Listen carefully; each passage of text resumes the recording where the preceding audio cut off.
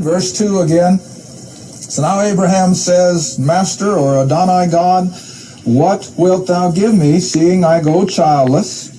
And the steward, or the manager of my estate, is Eliezer of Damascus. Verse 3. Abraham continues, and he says, And behold, to me thou hast given no seed. Now, you remember a few weeks ago, I spent a lot of time, I think 4 or 5 programs on the Abrahamic covenant. And after I got through, I reflected, and I hope I didn't overdo it, but I don't think I did. But this Abrahamic covenant now comes back into Abram's thinking, and he said, Now, Lord, you've promised me a nation of people. You've promised me a land. You've promised a kingdom. I haven't got a child. Oh, he said, Now, wait a minute. I have got an heir born in my house. Read on. Abram said, Behold, to me thou hast given no seed, and lo, one born in my house is my heir. Who is he referring to? Lot. See? That's the only flesh and blood relative he's got. Oh, God forbid that Lot would have been the one. You know what he was. So what does God say? And behold, the word of the Lord, capitalized now, Jehovah, came unto him, saying, This, Lot, shall not be thine heir, but he that shall come forth out of thine own, now I use the word innermost being. We don't like the word in our present time as it's used in the King James. And he that shall come out of your innermost being shall be thine heir. Hadn't even born yet. And remember, how old is Abraham? Oh, he's 80-some. Sarah's up there, not too far behind him. Verse 5. And so Jehovah brings him forth abroad, must have been at night, and he said, Look now toward heaven, and tell or count the stars. If thou be able to count them, so shall thy seed be. Unbelievable? Of course. My land. They're way up in years and haven't even had a child, and you're telling me that I'm going to have that many offspring? But verse 6, Abram's faith comes through, and what did he do? He believed. And this is why God had such high esteem for Abram. As we already saw a few weeks ago, he wasn't perfect. Oh, he pulled some shenanigans. But oh, he was a man of faith. And even though this seems so impossible that he and a wife who have never had children could now be the beginning of a multitude of people, but what does it say? And he believed God. He believed in the Lord, or in Jehovah. And he, Jehovah, counted it to him for what? Righteousness. Now, I know we're always pressed for time, but I can't let that deter or detour me. Come back with me to Romans chapter 4. Now, in a couple of our other classes, we've spent a lot of time in Romans the last few months. And so for some of you, you're going to be hearing it again.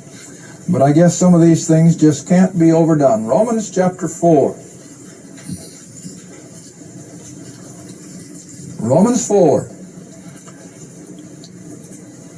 And drop in at verse 1. Where Paul is now using the faith of Abraham as an example of what God is expecting of us today. Remember, Paul writes primarily to the Gentile, but he dips back into the Old Testament economy to show this whole concept of what it is to take God at his word plus nothing added. And so verse 1, he says, What shall we then say that Abraham our father, as pertaining to the flesh, hath found? For if Abraham were justified or made right with God by works or doing something, he hath whereof to glory. He could brag about it, but never before God. Verse 3, But what saith the Scripture? Now you see why I left Genesis up to this one? This is the verse it's referring to. Genesis 15. For what saith the Scripture? Abraham believed God. And it, his believing, was counted. That's a bookkeeping term. It was put to the account of Abraham. For what? Righteousness. Not because he did anything, he didn't earn it, but he believed God. And what have I always called that? Faith plus nothing. Faith plus nothing. As soon as we add something to that, Galatians 5 tells us we cancel the work of the cross. And I'm afraid, beloved, millions upon millions upon millions of church-going people over the centuries are going to miss heaven's glory because that's exactly what they've done. They have added something to the faith plus nothing with regard to the gospel.